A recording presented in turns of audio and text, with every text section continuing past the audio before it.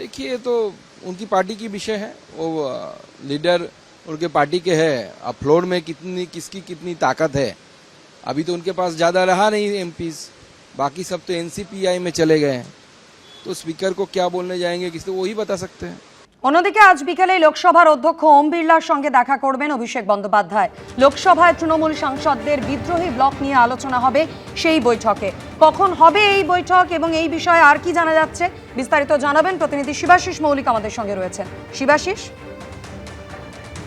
আজ বিকেল 5টা নাগাদ সংসদে অধ্যক্ষ ওম বিড়লার সঙ্গে বৈঠক করবেন অভিষেক বন্দ্যোপাধ্যায়।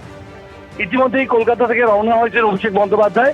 আমরা যেরকমটা জানি, গত রবিবার তৃণমূল কংগ্রেসের 19 জন সাংসদ তারা গিয়ে অধ্যক্ষের সঙ্গে দেখা করেন এবং তারা জানান যে তারা সংসদে পৃথক অস্তিত্ব চাইছেন।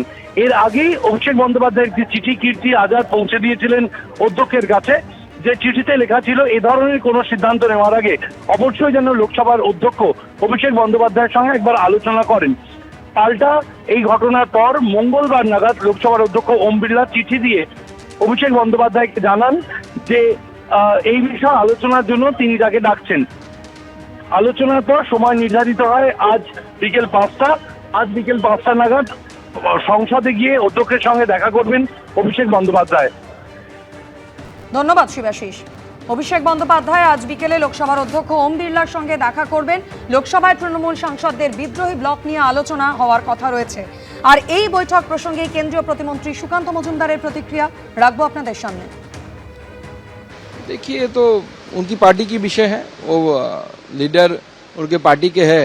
अब फ्लोर में कितनी किसकी कितनी ताकत है, अभी तो उनके पास ज़्यादा रहा नहीं एमपीज, बाकी सब तो एनसीपीआई में चले गए हैं।